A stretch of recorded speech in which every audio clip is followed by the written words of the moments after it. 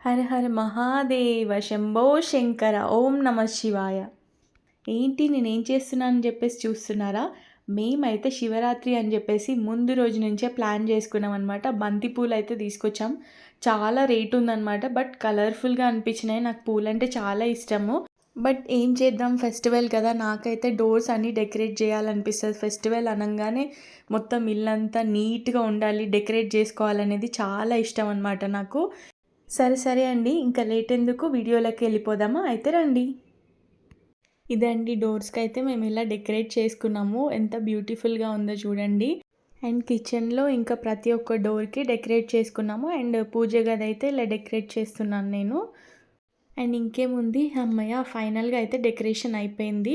And ఒకవైపు మేము పూజ చేసుకుంటే మరోవైపు మా చిన్ని అమ్ముకుట్టి వచ్చిందనమాట. సో రోజు మేము దానికి ఫుడ్ పెడతాము ఉడతకి.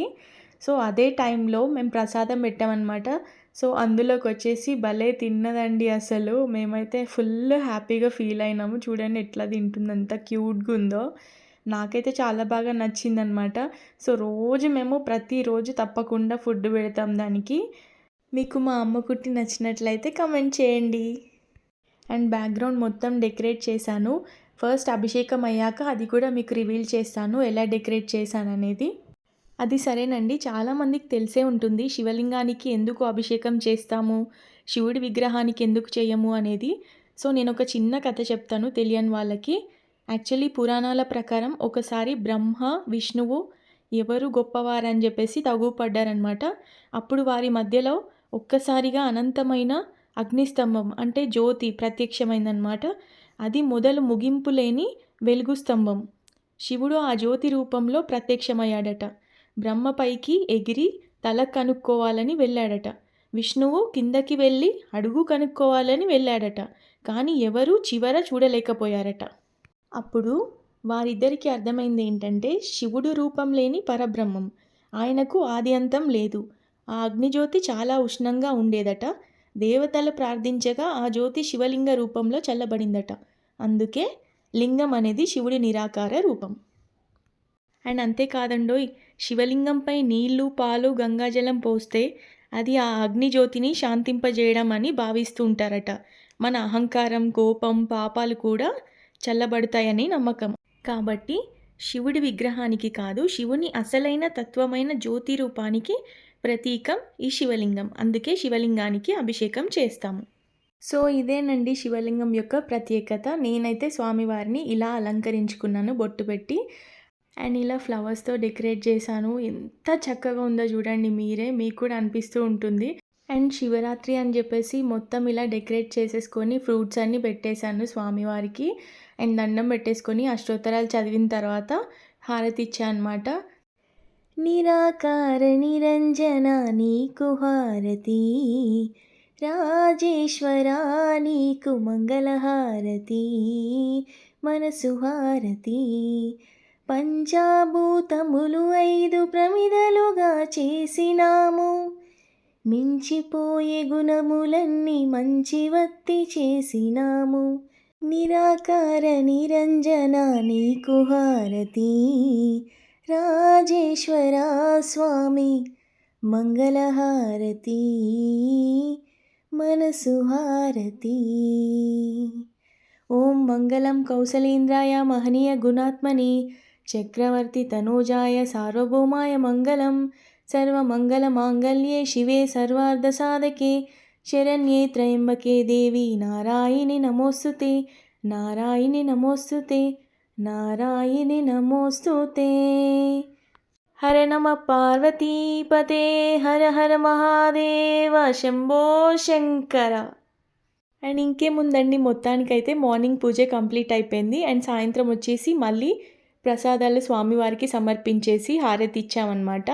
సో ముందుగా వచ్చేసి కందగడ్డ అంటే చాలా ఇష్టం స్వామివారికి. అండ్ అన్నిటికంటే శివునికి శ్రేష్టమైనది ఏంటి, బిల్వపత్రం. సో బిల్వపత్రం ఇంకా జిల్లేడు పూలు అయితే సమర్పించాము. అండ్ ఫ్రూట్ సలాడ్, సేమియా అటుకుల పాయసము, ఇలా రకరకాలుగా అయితే స్వామివారికి పండ్ల నైవేద్యం అయితే పెట్టేశాము. అండ్ ఇక్కడ మీకు స్టాచ్యూ కనిపిస్తుంది కదా బ్లాక్ కలర్ది, ఇది మేము కార్లో పెట్టుకుందామని చెప్పేసి తీసుకున్నాం అనమాట. సో చాలా రోజుల నుంచి అనుకుంటున్నాం కానీ అది అవ్వట్లేదు. సో ఇప్పుడు ప్రజెంట్ కార్ వచ్చేసింది. ఎందుకంటే 2 మంత్స్ బ్యాక్ మా కార్‌కి చాలా పెద్ద యాక్సిడెంట్ అయింది. యాక్చువల్లీ నిజంగా చెప్పాలంటే గాడే మమ్మల్ని సేవ్ చేశాడు. మాకైతే కొంచెం చిన్న చిన్న దెబ్బలు తగిలాయి గానీ ఏం కాలేదు. Thank God. అసలు శివుడి స్టాచ్యూ అయితే విరిగిపోయింది. చాలా బాధాకరంగా అనిపించింది. సో మళ్ళీ ఆ స్టాచ్యూ తీసుకొని పూజ చేసి కార్‌లో పెడితే మంచిదని చెప్పేసి తీసుకున్నాము. అండ్ ఇంకేముంది ఫైనల్‌గా అయితే పూజ అయిపోయింది. సో గుడికెళ్ళడానికి అని చెప్పేసి లాస్ట్‌గా దేవుడికి దండం పెట్టేసుకున్నాము. అండ్ నా డెకరేషన్ ఎలా ఉంది? మీకు గనుక నా డెకరేషన్ నచ్చినట్లయితే లైక్ చేయండి, షేర్ చేయండి, సబ్స్క్రైబ్ చేయండి. అండ్ కమెంట్ బాక్స్‌లో ఓం నమః శివాయ అని కమెంట్ చేయండి. అండ్ మా వారు కూడా చాలా మెచ్చుకుంటారు అన్ని విషయాలలో. అండ్ మెయిన్‌గా డెకరేషన్ అనమాట. డెకరేషన్ అయితే చాలా బాగా చేస్తావని అంటారు. అండ్ నాకైతే చాలా హ్యాపీగా అనిపించింది తన నుంచి గుడ్ కామెంట్ రావడము. అండ్ ఇంకేముందండి, మొత్తానికైతే సాయంత్రం పూజ కంప్లీట్ అయిపోయింది. మేమైతే గుడికి వెళ్ళామన్నమాట. సో ఇక్కడ గుడి చూసారా ఎంత బాగుందో అసలు. అండ్ ఇది మా ఫేవరెట్ శివాలయం అనమాట. మేము మ్యారేజ్ అయినప్పటి నుంచి ఎప్పుడు ఇక్కడికి వస్తూనే ఉంటాం మా ఇంటికి దగ్గర. ఇది వచ్చేసి మనకి ఓల్డ్ బోయిన్పల్లి మార్కెట్ యార్డ్ దగ్గర ఏడబ్ల్యూహెచ్ కాలనీలో ఉంటుందన్నమాట. ఇది శ్రీ చంద్రశేఖర్ శర్మ గారు శివాలయం నిర్మాణానికి ఎంతో చక్కగా ప్లాన్ చేసుకొని కేదార్నాథ్ స్టైల్ లాగా డిజైన్ చేయించారనమాట. ఎంత బాగుందో చూడండి మీరే. అండ్ ఇది వచ్చేసి స్ఫటికలింగం అనమాట. సో మనని ఎలౌ చేయరు లోపలికి. అయ్యగారే మొత్తం పూజ చేసేసి రుద్రాభిషేకం చేసేసి స్వామివారిని అలంకరణ చేస్తారు. ఆయన ఒక్కరే చేస్తారనమాట. చూస్తున్నారు కదా ఎంత బాగుందో, ఎంత చక్కగా ఉందో. అండ్ నిన్న చాలామంది అన్నారు కదా లింగోద్భవం సమయంలో లింగానికి అభిషేకం చేస్తే మంచిదని. సో మనకి అభిషేకం చేసుకోవడానికి కాశీ నుంచి లింగాలను తీసుకొచ్చి ఇక్కడ రావి చెట్టు కింద ప్రతిష్ఠించారు.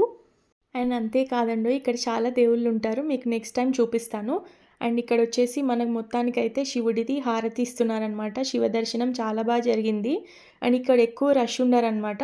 చాలా పీస్ఫుల్గా ఉంటుందన్నమాట టెంపుల్. అండ్ మేమైతే చక్కగా స్వామివారిని దర్శనం చేసుకున్నాము. చూసారు కదా ఎంత బాగున్నాడో స్వామివారు. అండ్ హారతి అయితే ఇస్తున్నారు. ముందు నుంచి హ్యాపీగా చూడొచ్చు అనమాట. వేరే శివాలయంలోకి వెళ్తే ఏమవుతుందంటే చాలా రష్ ఉండిపోతారనమాట. సో ఆ ఛాన్స్ మనకు దొరకదు. ఇక్కడైతే హాయిగా చేసుకోవచ్చు. అండ్ ఇక్కడ వచ్చేసి కళ్యాణం స్టార్ట్ అవబోతుందనమాట. సో స్వామివారిని అమ్మవారిని ఎలా అలంకరించారో మీరే చూడండి ఈ వీడియోలో.